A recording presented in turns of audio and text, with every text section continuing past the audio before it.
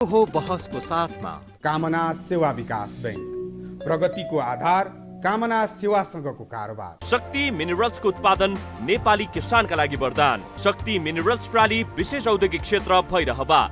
Registration open for +2 Science Management Humanities and Law, Lumbini College.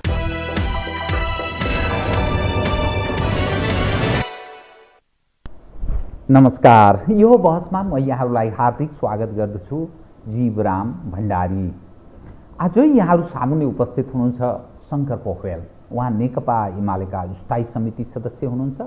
Lumbini प्रदेशका पूर्व मुख्यमन्त्री, प्रदेशसभा सदस्य, पूर्व मन्त्री, वैचारिक नेताको रूपमा मानिनुहुन्छ शङ्कर पोखरेल। उहाँसँग आज म समसामयिक विषयलाई केन्द्रमा राखेर विश्लेषणात्मक र सूचनामूलक ढङ्गले अब नेकपा एमालेको आगामी राजनीतिक यात्रा र पछिल्लो घटनाक्रम, माधव कुमार नेपालले अलग पार्टीको घोषणा गर्नुभयो। निर्वाचन आयोगमा हिजो दर्ता भयो। केही सङ्ख्याका मानिसहरू नेकपा एमालेबाट अलग भएको यो राजनीतिक तस्बिर।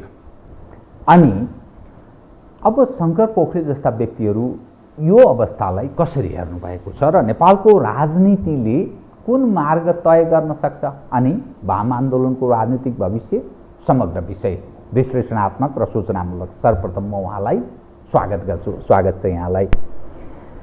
म कहाँबाट सुरु गरेँ भने तपाईँले जो बोलेको कुरालाई नेकपा एमालेको संस्थापन पक्षको आधिकारिक धारणाको रूपमा आम मानिसले, बुद्धिजीवीहरू, पार्टीका कार्यकर्ता, समग्र मानिस यसरी बुझ्ने पनि गर्दछन्। वैचारिक नेता तपाईँ, नेकपा एमाले त फुट्यो, यसलाई के भन्नुहुन्छ बताउनुहोस् त। तपाईँ अब 10 बुद्धेको पनि कुरा आउँछ, तपाईँ आफै त्यत्रो क्रियाशील रहनुभयो, प्रयत्न पनि। नेकपा एमाले फुटेको होइन, यो कसरी हेर्ने यसलाई? नेकपा फुटेको, नेकपा फुटेको, नेकपा फुटेको हो र नेकपा फुटेको नेकपालाई एमालेमा जोड्ने प्रयास जुन रूपमा सफल गर्न सकिन्छ भनेर लागेका थियौँ हामी, त्यसमा केही आंशिक असफलता हात लाग्यो हो।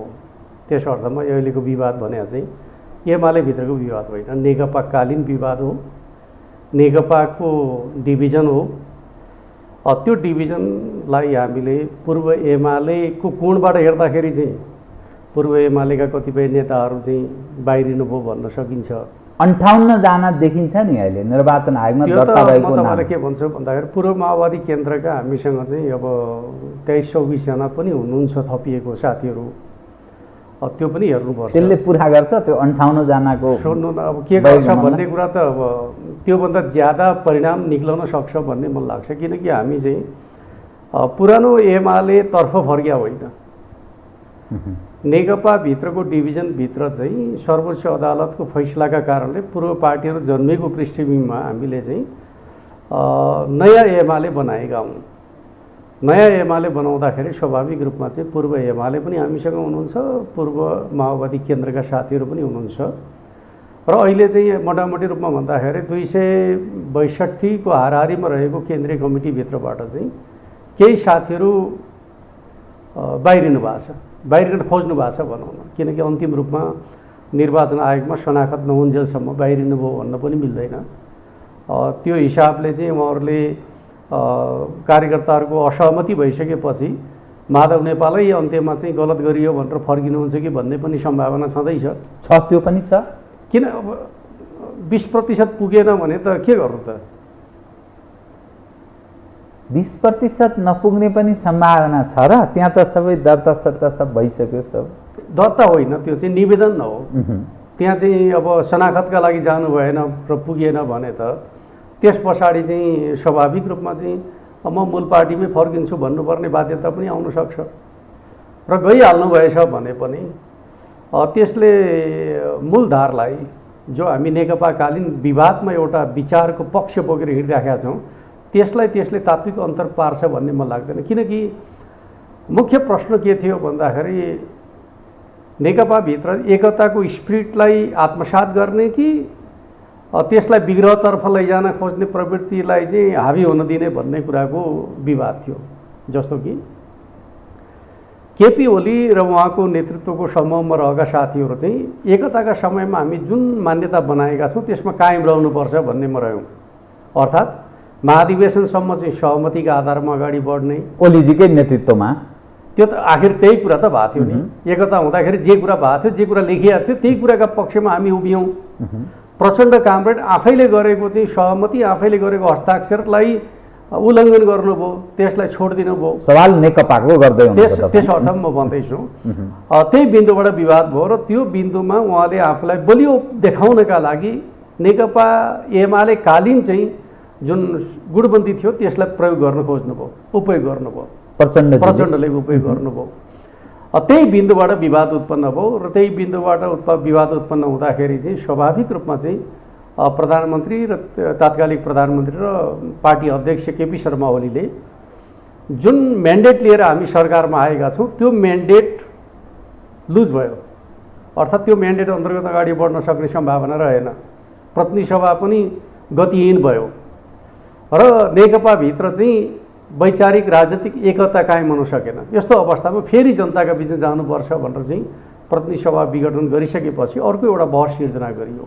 त्यो बहस के हो त भन्दाखेरि संसदवादकी राजनीतिक उद्देश्य लक्ष्य प्रधान हो भन्ने कुराको बहस सुरु भयो। हामीले भन्यौँ समाजलाई बदल्नका लागि राजनीतिक उद्देश्य र लक्ष्य नै प्रधान हुन्छ, संसद चाहिँ माध्यम मात्रै हो। संसदवादका रूपमा चाहिँ अगाडि बढ्ने कुरा गलत हुन्छ।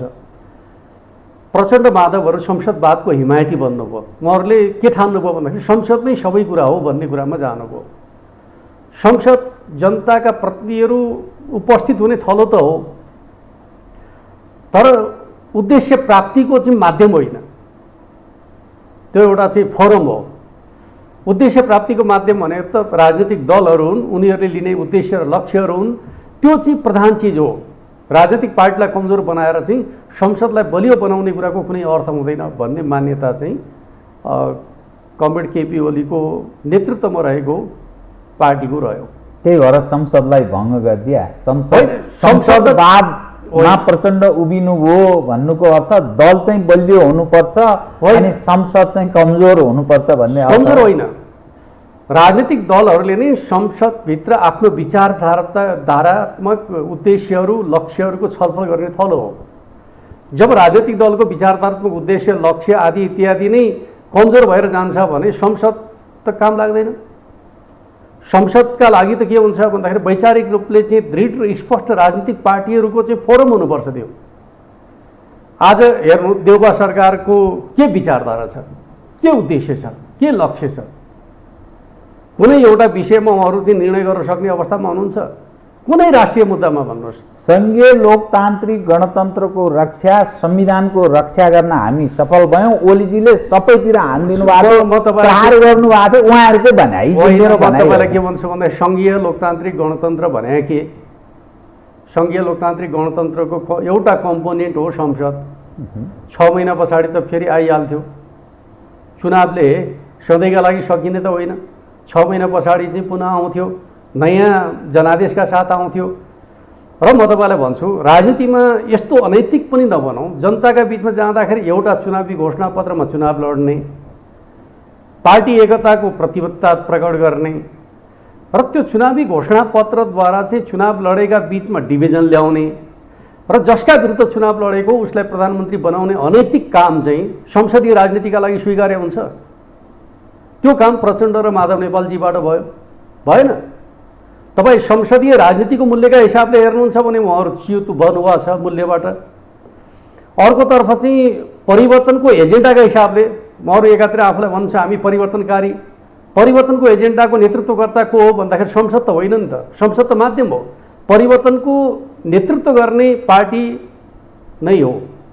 त्यस अर्थमा परिवर्तनको नेतृत्व गर्ने पार्टीलाई डिभिजन गर्ने, दिशाहीन बनाउने, त्यस पछाडि जनताले प्राप्त दिएको म्यान्डेटलाई उपेक्षा गर्ने, त्यस अर्थमा म के भन्छु भन्दाखेरि उहाँहरू त खोक्रो संसदवादको हिमायती मात्रै हुनुभयो। संसदवादको मूल्यलाई पनि उहाँहरूले छोडिदिनु भयो। किन संसदवादको मूल्य भने त जनताका बिचमा जे म्यान्डेट ल्याएको छौ त्यसका पक्षमा उभियो हो।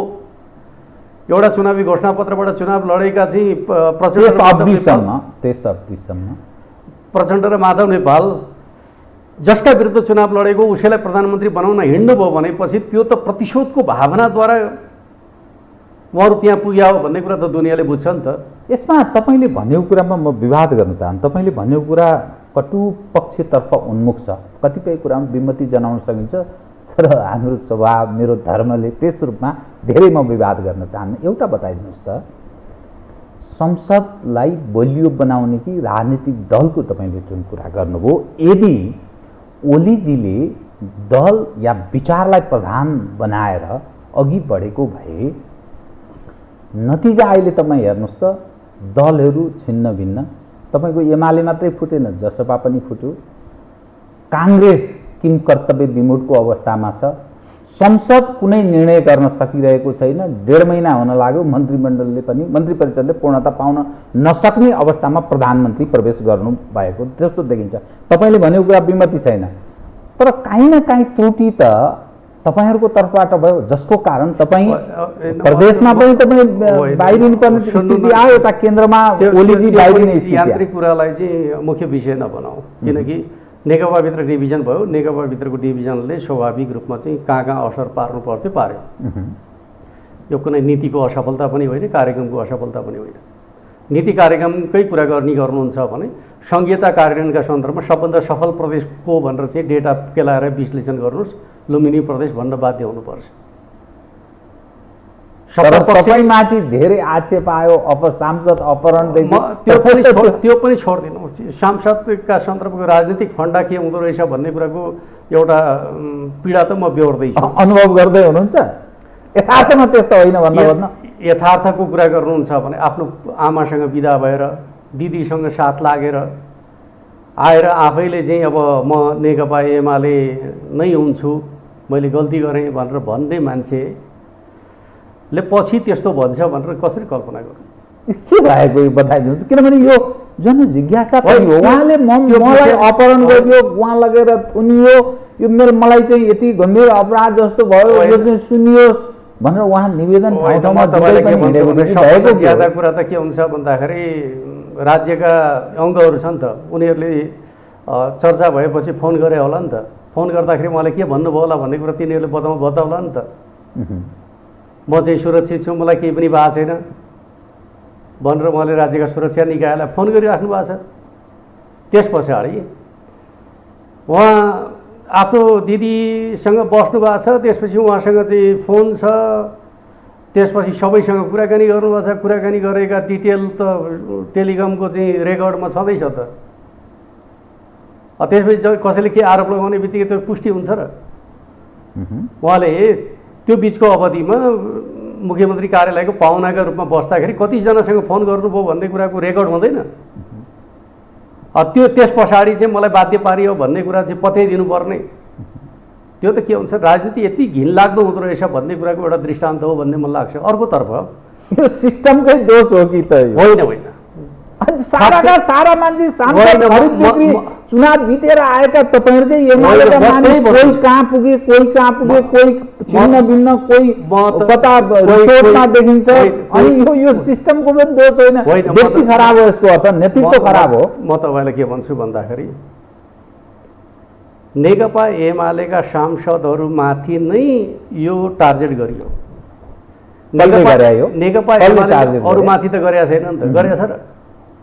जसै कि सांसदले आफ्नो चाहिँ जनताले दिएको म्यान्डेटलाई परित्याग गरेर राजीनामा दिनुका पछाडि कुनै स्वार्थ छैन, त्यो राजनैतिक उद्देश्यले गरेका छ, गैर राजनैतिक स्वार्थ छैन। 2 जना सांसदलाई राजीनामा गरायो कसले भन्दाखेरि प्रतिपक्षले गरायो, जो अहिलेको सत्ता पक्ष छ। 1 जना सांसदलाई दल परिवर्तन गरायो, जो नेकपा एमालेसँग सम्बन्धित व्यक्ति छ। त्यो हाम्रो कानुनले मिल्छ मिल्दैन यो पनि गैर संसदीय काम भयो। 5 जना सदस्यहरूको सदस्यता समाप्त पारियो। केका लागि त भन्दाखेरि शङ्कर पोखरेललाई मुख्यमन्त्रीबाट हटाउनका लागि। अन्यत्र कहीँ भएको छ? यो कसले गर्यो भन्दाखेरि माओवादी केन्द्र र नेपाली काङ्ग्रेसका तर्फबाट भयो भन्दाखेरि यो विषय कति राजनीतिक हो भन्ने विषयमा छलफल गर्नु परेन? त्यस अर्थमा नेकपा एमालेका तर्फबाट कुनै सांसदलाई अनुचित रूपमा चाहिँ प्रभावित गरेर चाहिँ राजनीतिक आस्था बदलिया छ, कसैलाई राजीनामा गराइया छ? कसैको सदस्यता समाप्त पारिया छ, आजका दिनसम्म त गरिया छैन। त्यस अर्थमा जसले असंसदीय काम गर्छ उसले नै आरोप लगाइराखेको छ र तपाईँ हामी फेरि त्यसैलाई हो कि जस्तोको ढङ्गले प्रचार गर्छौँ भने त हामी मूल्यको राजनीति नेपालमा स्थापित गर्न सक्छौँ जस्तो लाग्दैन। सक्छौँ र त्यस अर्थमा म के भन्छु भन्दाखेरि त्यो विषय यति अराजनीतिक र चाहिँ असंसदीय विषय छ, त्यसका बारेमा चाहिँ म बहस पनि गर्न चाहन्छु। इतिहासले पुष्टि गर्छ। एउटा सामान्य मानिसले धेरै कानुन नबुझेको तर सामान्य खालको मानिसलाई एउटा दिग्भ्रमित हुने गतिविधि देखा पर्छ। म दुईटा मात्र दृष्टान्त, प्रकाश ज्वालाहरू जसका बारेमा जुन ढङ्गका फैसलाहरू आए त्यो एकातर्फ छ, यही तपाईँको क्षेत्रका केही मानिस सांसदहरूको बारेमा आयो अर्को दृष्टान्त। अनि कतिपयको त्यो पदीय हैसियत समाप्त हुने, केहीको यथावत रहने, जस्तै लेखराज भट्टजीहरूको सामान्य रूपमा कानुनको त्यो डेप्थ स्टडी गर्नु पर्ने, सामान्य रूपमा हेर्दा सर्वोच्च अदालतका बारेमा के धारणा बनिया देखिन्छ भने कसको कुन न्यायाधीशको बेन्चमा पर्छ फैसला त्यस्तै हुन्छ भन्न थालिएको छ। अनि कस्तो न्यायालय बनाएको, कस्तो कल्पना तपाईँहरूले सपना देखेको, कुन सिस्टम, अनि के सिस्टमभित्र प्रवेश गराएको? हेर्नु के हुन्छ भन्दाखेरि विगतमा नेपाली काङ्ग्रेसप्रति नै प्रतिबद्ध रहनुभएको सुशीला कार्की प्रधान न्यायाधीश हुँदाखेरि चाहिँ उहाँले राजनीतिक आग्रहबाट माथि नै उठेर फैसला गर्नुभयो। एक समयको काङ्ग्रेसको बोनाफाइड कार्यकर्ता भन्दाखेरि चाहिँ हिजो को के थियो भन्ने कुराले त खास अर्थ राख्दो रहन्छ। अहिले जसले राजनीतिक फैसला गर्दै हुनुहुन्छ उहाँहरू चाहिँ न्यायिक क्षेत्रको क्याडर नै हो, कुनै राजनीतिक दलबाट आएको त होइन नि त। तर पनि मान्छेलाई त्यस्तो अनुभूति हुन थाल्यो।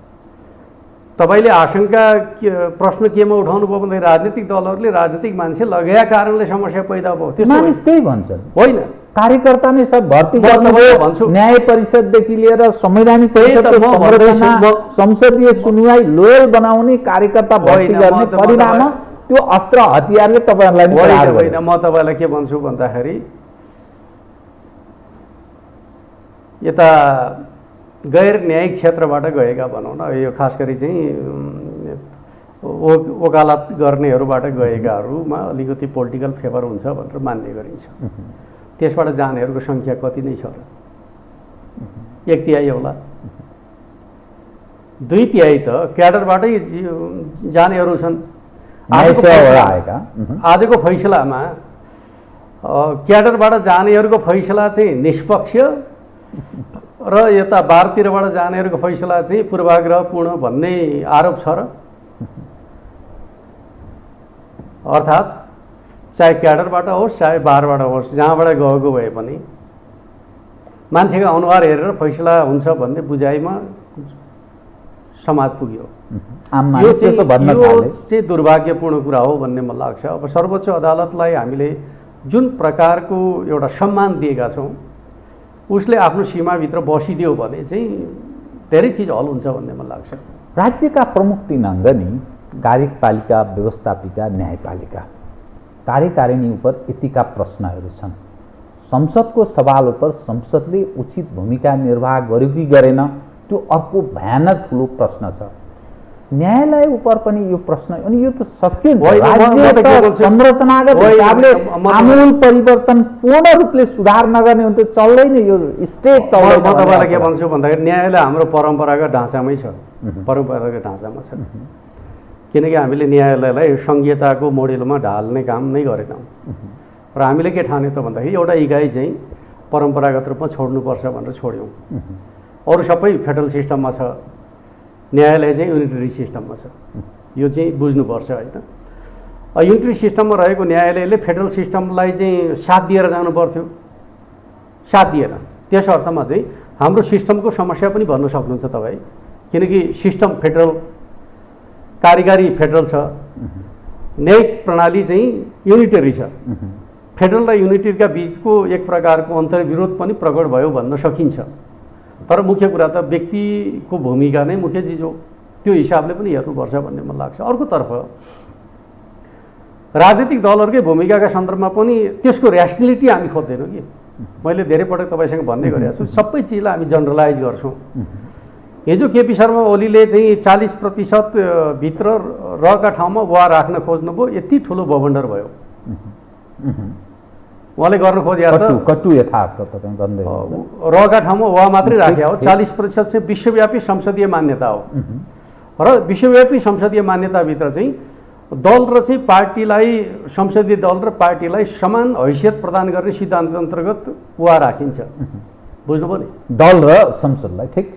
किन भन्दाखेरि चाहिँ पार्टीहरूले मात्रै जनताको भावनालाई प्रतिनिधित्व नगरिदिन सक्छन् संसदमा, त्यस अर्थमा संसद सदस्यहरूको पनि एक प्रकारको चाहिँ अधिकार हुनुपर्छ भन्ने मान्यतालाई संसदीय प्रणालीले आत्मसात गर्छ। त्यस अर्थमा संसदीय दल विभाजनका सन्दर्भका बारेमा पार्टीमा वा दलमा 40% वा सेरोफेरोको प्रबन्ध चाहिँ दुनियाँमा गरिया हुन्छ। हामी कहाँ चाहिँ के गरियो भन्दाखेरि दल र चाहिँ संसदीय दललाई एकै ठाउँ राखियो। त्यो त्रुटिपूर्ण थियो। त्यो त्रुटिलाई सच्याउन खोज्दाखेरि चाहिँ यति ठुलो प्रहार गरियो। आज प्रतिगमन भयो भन्ने हो होइन। आज शेरबहादुरजीले त के गर्नुभयो त भन्दाखेरि संसदीय मूल्य मान्यता विपरीत त्यो 40लाई 20मा झारिदिनु भयो। त्यो 20मा कोही पनि छैन। अब त्यो 40 र 20 को तपाईँले किन भेद देख्नु भयो भन्नुहोस् न। भेद किन देख्ने भन्दाखेरि एउटा स्थिर असहमत हुँदाखेरि छुट्टिन पाउनुपर्छ भन्ने हो। यो चाहिँ विश्वव्यापी मान्यता हो नि त। किन दलहरूका बिचमा ठुला वैचारिक मतभेद भयो भने एउटा निश्चित सङ्ख्याले वैधानिक रूपमा दल विभाजन गर्ने अधिकार राख्यो भने बल्ल अन्तर सङ्घर्षहरू चाहिँ व्यवस्थित ढङ्गले सञ्चालन हुन्छन्। अन्यथा चाहिँ संस्थापन पक्ष बढी निरङ्कुश भएर जान्छ। यो त पार्टी प्रणालीको कुरा हो नि। हामी कस्तो प्रकारको प्रणाली स्थापित गर्छौँ भन्ने कुरासँग जोडिएको कुरा हो। तर यस्तो नबनाइदिनुहोस् कि एउटा सानो गुटले पनि झगडा गरेर पार्टी विभाजन गर्ने खालको प्रणाली बनायो भने त पार्टीहरू चाहिँ कसरी बलिया हुन्छ। पार्टी यति धेरै बलिया नबनाऊ जहाँ तानासाको जन्म होस्, पार्टी यति धेरै कमजोर नबनाऊ जहाँ अराजकताको जन्म होस्। हिजो के भयो भन्दाखेरि केपी शर्मा ओलीले गर्नुभन्दा पहिले पार्टीहरू चाहिँ धेरै बलिया भए, बलिया बनाउन खोजियो। त्यसलाई उहाँले चाहिँ सन्तुलनमा राख्नका लागि रहका ठाउँमा वा गर्न खोज्नुभयो।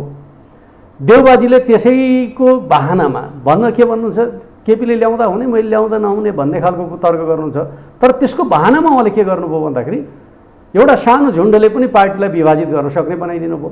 20% भने त दुनियाँमा कहाँ छ भन्नु त। तपाईँहरूले प्रयास गर्नुभयो, त्यो तरबारले तपाईँहरूलाई नै उल्टो प्रहार गर्यो। 40% भएको भए त न जनता समाजवादीले त्यो हिम्मत पुग्दैन न जनता समाजवादी विभाजन हुन्थ्यो न चाहिँ एमाले विभाजन हुन्थ्यो। हुने थिएन नि त। र यो तरबार बाँकी राख्नुभयो भने काङ्ग्रेसकै अस्तित्व के हुन्छ सोच्नु भएको छ कि बाँकी राख्नु यो खारेज हुनुपर्छ भोलिका दिनमा यसलाई होइन। म त के देख्छु भन्दाखेरि यो दुईवटा दल विभाजन भइसक्यो भने देउबाजीले फिर्ता गर्ने सम्भावना देख्छु। किनकि यो षड्यन्त्र हो, कुनै ऱ्यासनल कुरा त होइन। षड्यन्त्रबाट आएका चिजहरू लामो समयसम्म रहँदैन। तपाईँहरूलाई सक्नलाई यो प्रयास गरे त्यो त निश्चित, त्यसमा त कुनै शङ्कै छैन। देउबाजीले मात्रै कि अनि अरू कुनै पक्ष? यो त के हुन्छ भने झगडा गर्ने पक्षले पनि विद्रोहका लागि खोजेका थियो। माधवजीले पनि खोज्नुभयो, प्रचण्डजीले पनि विभाजन गर्नका लागि खोज्नुभयो र चाहिँ देउबाजीका लागि जरुरी ठान्नुभयो। किनकि सरकार टिकाउनका लागि एमालेमा डिभिजन चाहिन्छ भन्ने खालको बुझाइमा पुग्नुभयो। कुरा त त्यही त हो नि।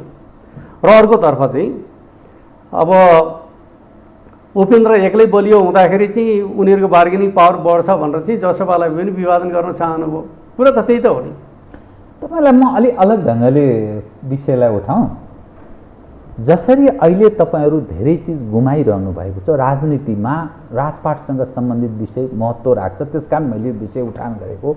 7वटा प्रदेशमा तपाईँहरू खुम्चिँदै लुम्बिनी तपाईँको भर्खर तपाईँले गुमाउने स्थिति बन्यो, गण्डकी गुम्यो, प्रचण्डजीलाई 3वटा, एउटा मधेस केन्द्रितलाई तपाईँहरूले 2टा अझै बाँकी छ। जसरी डोरमणिजीलाई राजीनामा गराएर अष्टलक्ष्मीलाई स्थापित गराउनुभयो र एउटा समझदारी तपाईँले बचाउनु भयो यो बागमती प्रदेश, त्यसै गरी केन्द्रमा त्यस्तै सम्झौता गर्न सकिँदैन थियो माधव कुमार नेपालजीसँग? त्यो के हुन्छ भन्दाखेरि मुख्य चिज अब कुन तरिकाबाट हिँड्ने भन्ने खालको कुरा हो। राजनीतिमा मुख्य नेतृत्वमाथि चाहिँ प्रहार गरेर मुख्य नेतृत्वलाई कमजोर पारेर राजनीति अगाडि बढ्दैन। सबभन्दा पहिलो कुरा त केपी शर्मा ओलीको नेतृत्वलाई स्वीकार गर्ने कुरा मुख्य कुरा हो, बुझ्नु भएन? किनकि एउटा पार्टीका लागि नेता र एउटा पार्टीका लागि विचारधारा मुख्य प्रश्न। 5 वर्षका लागि उहाँलाई प्राप्त भएको म्यान्डेट 7 वर्ष भइसक्यो, त्यो अध्यक्षता प्रश्न पनि गर्छ। होइन, त्यसको पनि तरिका हुन्छ नि। हामी त के भन्दैछौँ भने छिटो अधिवेशन गरौँ भन्दैछौँ नि त। अरू अधिवेशन प्रति उदासीन हुनुहुन्छ। हिजो त हामीले चाहिँ नेकपा हुँदाखेरि पनि चैतमै अधिवेशन गरौँ भनेको थियौँ नि त। चैतमा अधिवेशन गरे भए त यो अहिलेको चाहिँ उहाँहरूले भन्ने गरे चाहिँ नेतृत्वको प्रश्न त हल हुन्थ्यो नि त, हुने थिएन? चैतमा अधिवेशन गर्न पनि नमान्ने, त्यस पछाडि नेतृत्वमाथि प्रहार गर्ने कुरा पार्टी निर्माणका लागि उचित कुरा हो र? तपाईँले एउटा प्रयत्न गर्नुभयो नि त, माधवजीलाई नि भेट्नुभयो, ओलीजीसँग त तपाईँ मैले दुई अध्यक्षको त्यो कन्सेप्ट विचार पनि बाहिर यो के भएको त्यो बताउनुहोस् त। के दुई अध्यक्षको मान्यता चाहिँ मेरो होइन। मैले दुईटा पार्टीका बिचमा एकता हुँदाखेरि सङ्क्रमणकालीन अवस्थाका लागि दुई अध्यक्ष चाहिँ व्यवस्थापन गर्न सकिन्छ भन्ने कुरालाई साथ दिएकै हो पहिले विगत नेकपा। तर एमाले भित्र दुई अध्यक्षको कुरा भने चाहिँ यो उचित हुँदैन। झगडा गर्ने बित्तिकै चाहिँ त्यसको व्यवस्थापनका लागि प्रणाली भत्काउने कुरा उचित हुँदैन भन्ने मेरो मान्यता हो। कसले ल्याएको यो चर्चा? त्यो स्वाभाविक रूपमा चाहिँ अब पार्टी अध्यक्षलाई लाग्यो होला, अब म माथि धेरै प्रहार छ, त्यस अर्थमा पार्टी एकता जोगाउनका लागि यो गर्नुपर्छ भन्ने ठान्नुभयो होला। उहाँले नै प्रस्ताव गर्नुभयो, पछि हट्नुभयो भन्नु माधवजी? उहाँले प्रस्ताव गर्नुभयो, माधव नेपालले चाहिँ त्यसलाई चाहिँ अस्वीकार गर्नुभयो र उहाँले के भन्न थाल्नुभयो भन्दाखेरि बराबरीको अधिकार भन्न हस्ताक्षर भोलि चुनावमा बराबरीको अधिकारको कुरा गर्न थाल्नुभयो। केपी ओलीले चाहिँ उहाँलाई सम्मान गर्न खोजेको थियो। उहाँले अधिकारको कुरा गर्न थालेपछि अधिकारसहितको अध्यक्षद्वारा त पार्टी प्रणाली चल्न सक्दैन। र सधैँभरि के हुन्छ भन्दाखेरि असहमति हुने बित्तिकै यस्तो विग्रह पैदा गरिदिने कि त्यसपछि नेतृत्वलाई विस्थापित गर्ने खेल सुरु हुन्छ। प्रणाली भत्काउने खालको कुरा चाहिँ पार्टी सिस्टममा उचित होइन भन्ने कुरा बुझ्नु जरुरी छ। तर अब अप्ठ्यारो स्थितिमा तपाईँहरू प्रवेश गर्नु भएन। यत्रो ठुलो पार्टी गरेको माधवजीले नेकपा एमाले समाजवादी भनेर खोलिदिनु भयो। भोलिका दिनमा प्रचण्डजी, बाबुराम उपेन्द्रजीसँग अनि काङ्ग्रेससँग पनि चुनावी तालमेल, सहकार्य, एकता यस्ता कुरा अघि बढ्दैछ। समाजवादी राख्नुको अर्थ त्यहाँ बाबुरामजी, उपेन्द्र त तपाईँहरूकै पुरानो सहपाठी पनि हो नि, साथी नै हो नि त। माले होइन, हाम्रो चाहिँ नेतै माधव नेपालजी हुनुहुन्छ, त्यसमा चाहिँ के शङ्का भयो र? उपेन्द्रजी हुनुहुन्थ्यो भन्ने कुराको के अर्थ? तथापि एकताको लागि सहज पनि उहाँहरूलाई एक समय प्रचण्डजीलाई अध्यक्ष मानेकै हो। 15 वर्ष माधव नेपालजीलाई पार्टी नेता मानेर हिँडेकै हो। उहाँहरू त अलग हुनुभयो, उपेन्द्रजी अलग भएको कुरामा के चिन्ता गर्नु? जहाँसम्म तपाईँको कुरा छ, उहाँहरू गठजोड बनाउनु भएको छ हो। सत्ता राजनीतिका लागि गठजोडको अर्थ छ। तर अहिले राष्ट्रिय राजनीति यसरी बाँडिएको छ, दुईवटा कितामा बाँडिएको छ। एउटा किताको नेतृत्व केपी शर्मा ओलीले गरिराख्नु भएको छ, अरू बाँकी केपी शर्मा ओलीका विरुद्धको गठबन्धनका रूपमा छ। त्यस अर्थमा राष्ट्रिय राजनीतिको बाटो कसको भन्दाखेरि केपी ओलीको बाटोभित्र विरोधी जमात हो, अरू बाँकी सबै उहाँहरूको कुनै दिशा छैन, लक्ष्य छैन, गन्तव्य छैन। सत्य यही होइन र? त्यस अर्थमा जनमत दुई ध्रुवमा बाँडिया छ, जसको परीक्षण चुनावमा हुन्छ। चुनावका लागि तयार छौँ भन्दैछौँ त हामी। ओली विरोधीको नेतृत्व चाहिँ कसले गरे? जसले गरे पनि म के भनिदिन्छु भन्दाखेरि आजको राजनीतिमा ओलीका एजेन्डाको विरुद्धमा एउटा गठबन्धन तयार भयो। सत्य यही हो। एजेन्डा कसैसँग छ भने केपी ओलीसँग छ, र केपी ओलीको एजेन्डाका विरुद्धको यो जमघट हो। उहाँहरूसँग कुनै एजेन्डा छैन, स्वार्थको गठबन्धन हो। उहाँहरू कुनै विषय भन्न सक्नुहुन्छ, हाम्रो बाटो यो हो भनेर भन्न सक्नुहुन्छ? भन्न सक्नु भएको छैन। यही अहिलेको चाहिँ कमन मिनिमम प्रोग्रामै हेर्नुभयो भने दिशाहीन छ। त्यस अर्थमा जसको आफ्नो बाटो छ, उद्देश्य छ, त्यसका विरुद्धको मोर्चाले त जनमत त विभाजित भएकै छ र हुन्छ नै। त्यस अर्थमा म के भन्छु भन्दाखेरि आउने चुनाव केपी ओलीको एजेन्डा प्रतिको चाहिँ एक प्रकारले जनमत सङ्ग्रह जस्तै हुने हो। त्यहाँ केपी ओली कमजोर हुन्छ भनेर तपाईँ कसरी विश्लेषण गर्नुहुन्छ? जब राष्ट्रिय यसकारण यो मानिस मान्न थालेका छन् कम्युनिस्ट फुटेको, कम्युनिस्ट ठानिने फुटेको, अनि भोलिका दिनमा ओलीजी र तपाईँहरूको पक्षलाई हराउनु नै अन्तिम लक्ष्य ठान्ने स्थिति बन्न सक्छ। त्यसको लाभ काङ्ग्रेसलाई हुन्छ, त्यसकारण माधवजी हुन्छ, प्रचण्डजी माधवजीको सहयात्रा हुनेछ अथवा सके पार्टी नै एकता होला।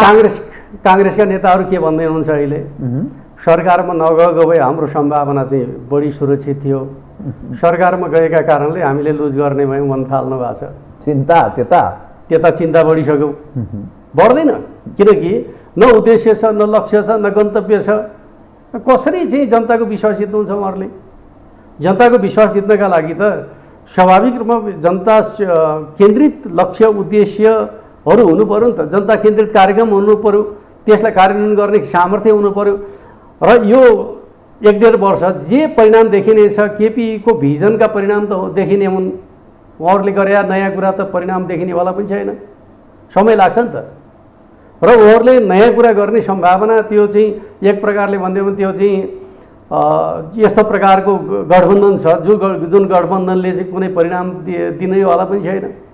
त्यस्तो अवस्थामा चाहिँ जनताका बिचमा जाने हामीसँग जति एजेन्डाहरू छन् त्यो एजेन्डा उहाँहरूसँग छन् र उहाँहरूको एउटै एजेन्डा छ, केपीको विरोध। केपीलाई रोक्नु बर्बाद हुन्छ भन्ने बाहेक जनताले बर्बाद हुन्छ भन्ने ठानेको छ कि छैन? म तपाईँलाई भन्छु, पुस 5 पछाडि उहाँहरू सबै सडकमा जानुभयो नि त। जब जवाब दिनुपर्छ भनेर चाहिँ हामीले ठान्यौँ, उहाँहरूका सभाका तुलनामा दोब्बर तेब्बर सभा त हामीले गरेर देखायौँ त, देखाएनौँ? तपाईँले बुटोलमा गर्नुभयो, अनि काठमाडौँमा पनि तपाईँहरूले गर्नुभयो, धेरै ठाउँ भए, जिल्ला जिल्लामा भए। त्यस अर्थमा म तपाईँलाई भन्छु, अहिले त्यही प्रकारको प्रक्रियामा जाँदाखेरि त जनमत त फेरि चाहिँ म त के भन्छु भन्दाखेरि, एकपटक हाम्रो अध्यक्ष केपी शर्मा ओलीले भन्नुभयो, असाधारण जनमतका साथ मूल ढोकाबाट सिंहदरबारमा आउँछौँ भनेर भन्नुभयो, होइन? यो चाहिँ भनाइ मात्रै हुने छैन, व्यवहारमा परिणत हुन सक्छ भन्ने मलाई लाग्छ। त्यसको आधार बताउनुहोस् त। आधार भने त राजनीति नै केपीका एजेन्डामा विभाजित भयो, आधारै त्यही हो। तपाईँले अघि 2 ध्रुवको कुरा गर्नुभयो नि, प्रचण्डजी, माधवजी, अनि बाबुराम उपेन्द्रजी अनि शेरबहादुरजीहरू एक ठाउँमा, त्यहाँ मोहन विक्रमजीको पनि यसो जोडिएको जस्तो देखिन्छ। मानिसले के भने केपी ओलीजी, महन्त ठाकुर, राजेन्द्र महतोजी अनि कमल थापाजी, नेमकिपा, यो अलिक अप्राकृतिक जस्तो, अलिक विचित्रको। होइन, हामीले गठबन्धन बनाएको छैन नि, तर त्यो ढङ्गले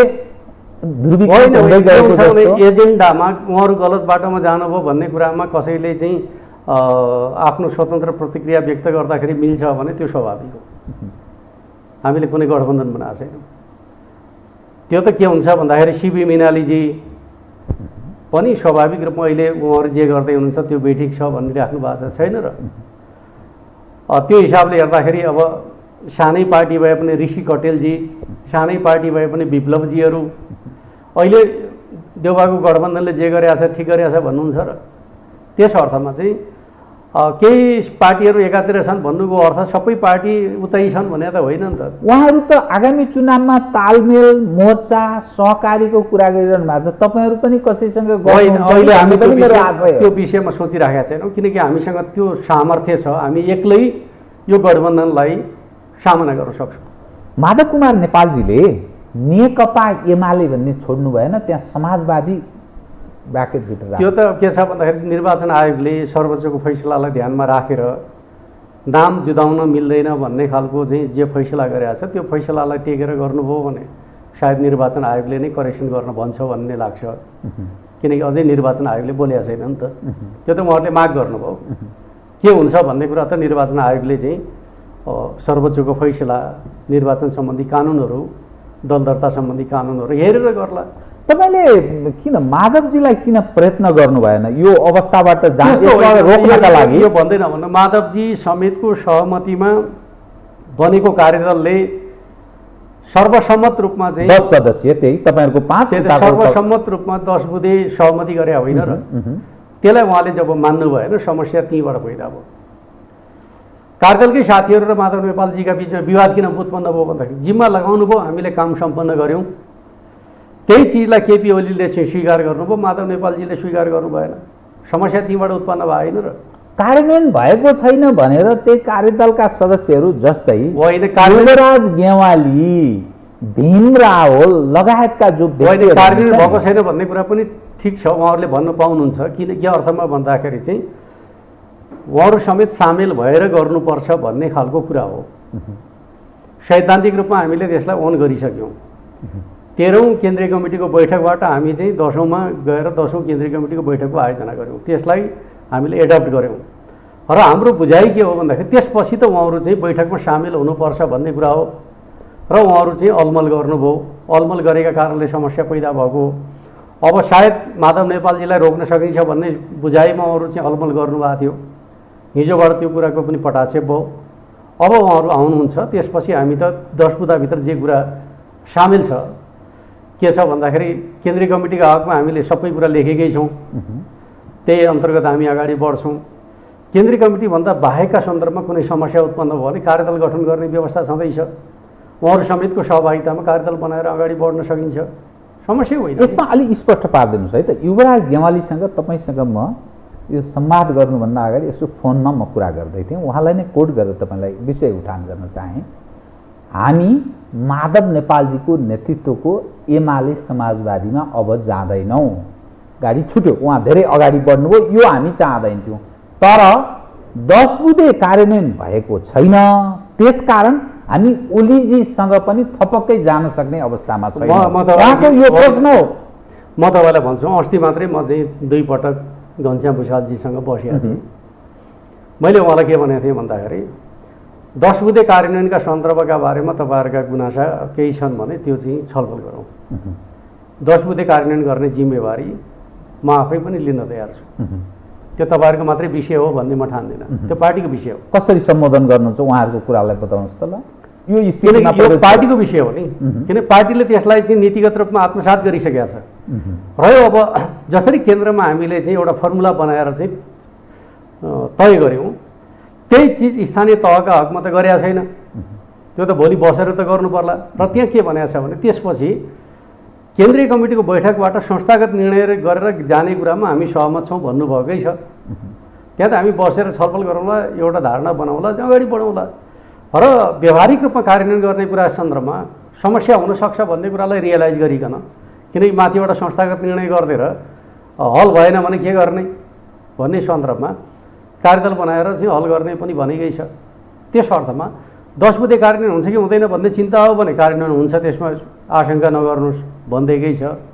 त्यस अर्थमा हिजो चाहिँ घनश्यामजीले पार्टी अध्यक्षलाई पनि भेट्नुभयो के अरे, केही कुरा भएकै होलान्। त्यस अर्थमा म के ठान्दिनँ भन्दाखेरि चाहिँ पार्टी अध्यक्ष भने ओलीजीलाई, केपी ओलीजीलाई भेट्नुभयो घनश्यामजीले। अहिलेको अवस्थामा चाहिँ पार्टी अध्यक्ष भने केपी ओली नै हो, किनकि अर्को अध्यक्षलाई त निर्वाचन आयोगले पनि मान्यता दिएको छैन। हुन खोजे अध्यक्ष भन्नु न, हुन खोजेको अध्यक्ष।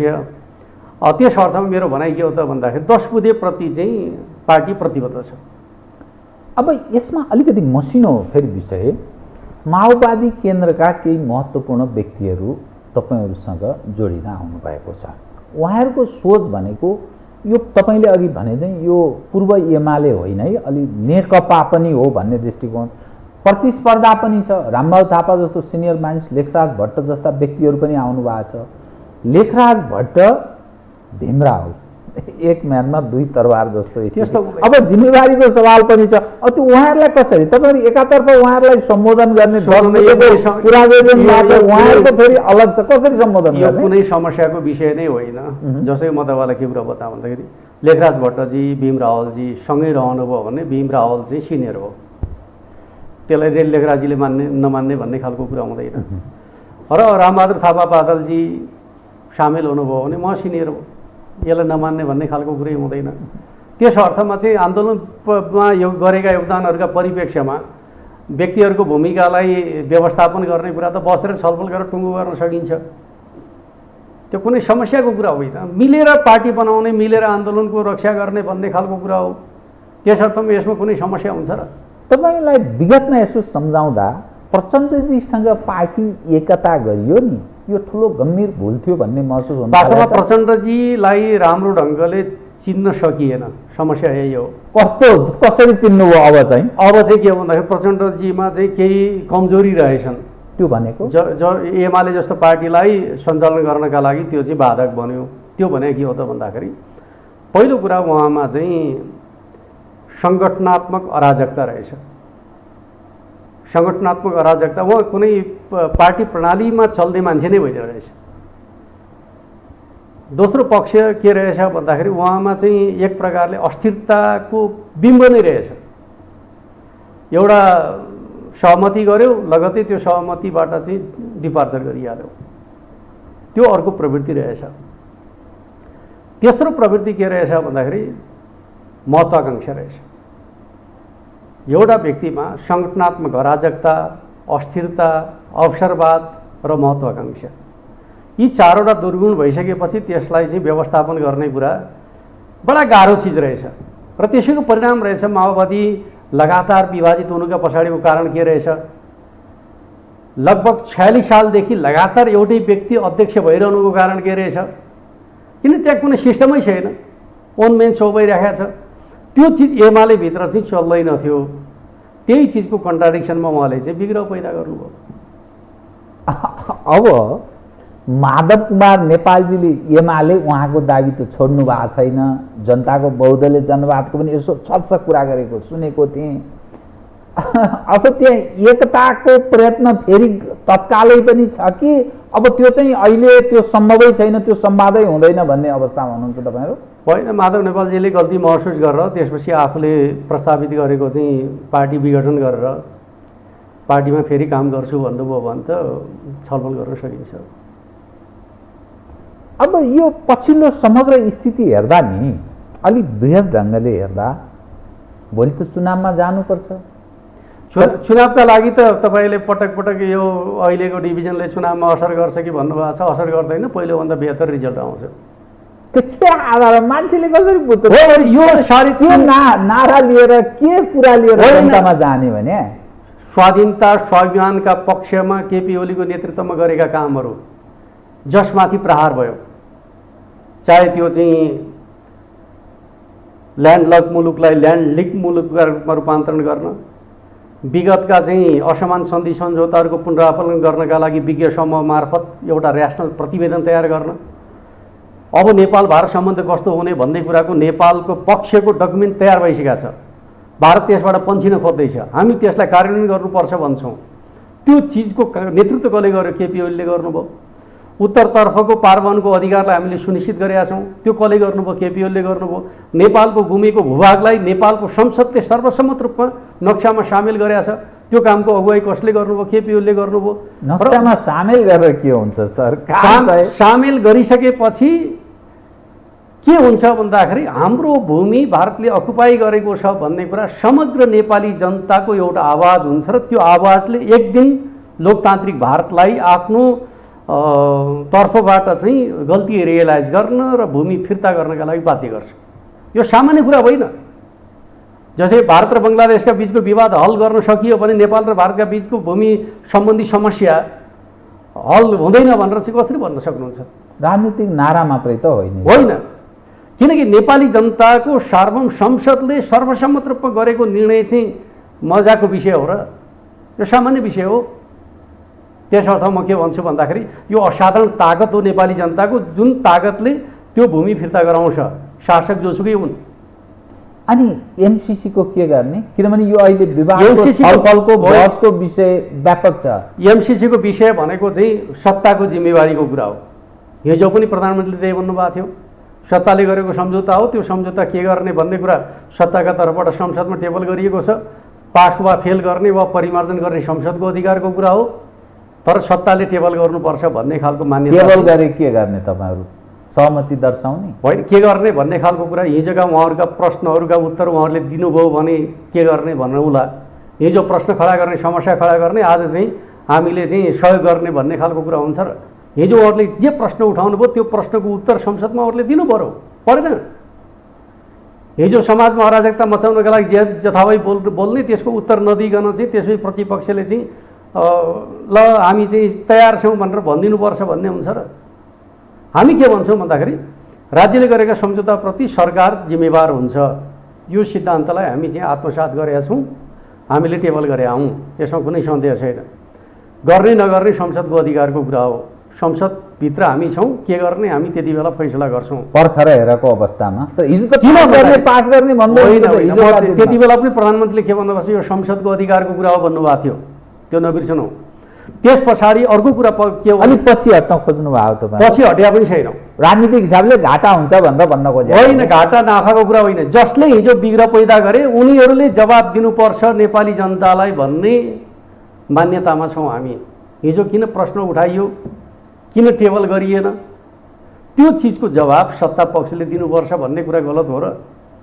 म तपाईँसँग अलिक अलग फेरि, हजुर, तपाईँहरू अब महाधिवेशनको पनि सायद पूर्व सन्ध्यामा भनेको पार्टीको महाधिवेशन, अब ओलीजीको आलोचना पनि व्यापक छ, तर एउटा साहसिलो आँटिलो नेता हो भन्ने पनि एउटा सन्देश प्रवाह गर्नुभएको छ। तपाईँले भने चाहिँ सीमा नाकाबन्दीको सवालमा पनि कसिएर खरो ढङ्गले उत्रनुभयो। कालापानी, दिपुलिक, लिम्पियाधुरा नक्सा जारी गर्न पनि महत्त्वपूर्ण निर्णायक नेतृत्वदायी भूमिका निर्वाह गर्न प्रशंसा नै गर्छु म। चीनसँगको व्यापार र पारवाहन सम्झौतामा पनि महत्त्वपूर्ण कदम, यो प्रशंसायोग्य नै छ। तर उहाँकै कार्यकालमा कतिपय भारतीय मानिसहरू मध्यरातमा भेटे संदिग्ध खालका भन्ने यसरी खुफिया प्रकृतिका यो विषय पनि उठाएर उहाँमाथि प्रहार भयो र पार्टी फुट्यो अन्ततोगत्वा र एकीकृत भएको यत्रो नेपाल कम्युनिस्ट पार्टी 2/3 निकट पुगेको नेपालको इतिहासमा कम्युनिस्टहरूलाई यो भविष्य त थाहा छैन, भूतमा थिएन, यत्रो उहाँले बचाउन सक्नु भएन। अब निरन्तरता दिने सवालमा आगामी पार्टी अध्यक्ष महाधिवेशन सन्दर्भको मैले यो फुँदा जोडेको महाधिवेशनका लागि उहाँको निरन्तरता कि तपाईँहरू विकल्पको रूपमा खडा हुनु? तपाईँलाई के गर्नु, यसमा कुनै सन्देह छैन। एउटा जनमत केपी ओलीका नेतृत्वमा चाहिँ हामी जनतामा जान्छौँ। किन भन्दाखेरि राष्ट्रिय राजनीति केपी ओलीको एजेन्डामा विभाजित भएको छ। त्यो एजेन्डा ठिक थियो कि बेठिक थियो भन्ने कुराको बहस हामीभित्र छैन। केपी ओलीको एजेन्डा ठिक थियो भन्ने मान्यतामै छौँ। त्यो एजेन्डामा मुलुक विभाजित भएका कारणले गर्दाखेरि हाम्रो एजेन्डा जनताका बिचमा परीक्षण गर्छौँ। एउटा कुरा, आगामी संसदीय चुनावसम्ममा उहाँको विकल्प खोज्ने कल्पना नगरौँ, महाधिवेशनमा त्यो पनि चाहिँ हामी गर्दैनौँ, त्यसमा स्पष्ट हौँ, त्यसमा कुनै भ्रम राख्नुपर्ने विषय नै छैन। किनकि मुलुकै केपी ओलीका एजेन्डामा चाहिँ बाँडिएको छ। त्यस्ता बेलामा केपी ओलीले अलग गरिकन हामी जनताका बिचमा जाने कमजोरी गर्छौँ र गर्दैनौँ। र रह्यो के त भन्दाखेरि नेतृत्व निर्माणका सन्दर्भका बारेमा हामीले विधि बनाएकै छौँ र त्यो विधिमा कायम रहन्छौँ। जस्तो कि हामीले 70 वर्षको कुरा पनि कायम राखेका छौँ, 2 कार्यकालको कुरा पनि कायम राखेका छौँ। अब धेरै रहनुभयो भने 1 कार्यकालका लागि उहाँ उम्मेदवार बन्न सक्नुहुन्छ, त्यसपछि कार्यकाल आउने कार्यकाल एउटा कार्यकालका लागि, त्यसपछि त सक्नुहुन्न। त्यसपछि त स्वाभाविक रूपमा नयाँ नेतृत्वमा गइहाल्छ। त्यसले गर्दाखेरि अहिलेको सन्दर्भमा किनकि केपी ओली त आफै छोड्न खोज्नु भएको थियो, किन चैतमा अधिवेशन भएको भए त उहाँले छोड्ने भन्ने कुरा नै भएको थियो। तर उहाँलाई यसरी प्रहार गरियो, उहाँका एजेन्डाहरूलाई अस्वीकार गरियो। यो परिप्रेक्ष्यमा अब हामीले के बुझ्नुपर्छ भन्दाखेरि एउटा जनमत हामी केपी ओलीको नेतृत्वमा लिन्छौँ, त्यसपछि उहाँलाई सम्मानजनक ढङ्गले हामी बिदा गर्छौँ। हस्, धन्यवाद चाहिँ यहाँलाई। आदरणीय दर्शकवृन्द, उहाँ हुनुहुन्थ्यो शङ्कर पोखरेल, नेकपा एमालेका स्थायी समिति सदस्य तथा लुम्बिनी प्रदेशका पूर्व मुख्यमन्त्री, पूर्व मन्त्री पनि, केन्द्रीय पूर्व मन्त्री पनि। समसामयिक विषयलाई केन्द्रमा राखेर गरिएको कुराकानी। म सहित मेरो सम्पूर्ण युनिटलाई कार्यक्रमबाट बिदा दिनुहोस् र यो हो टेलिभिजन हेर्दै रहनुहोला। नमस्कार।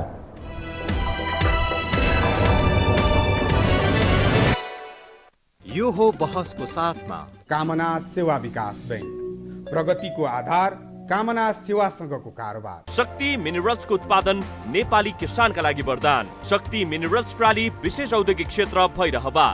Registration open for +2 Science Management, Humanities and Law, Lumbini College.